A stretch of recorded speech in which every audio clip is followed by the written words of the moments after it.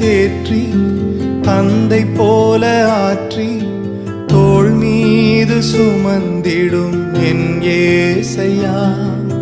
தாய் போல தேற்றி தந்தை போல ஆற்றி தோள் மீது சுமந்திடும் என் ஏசையா.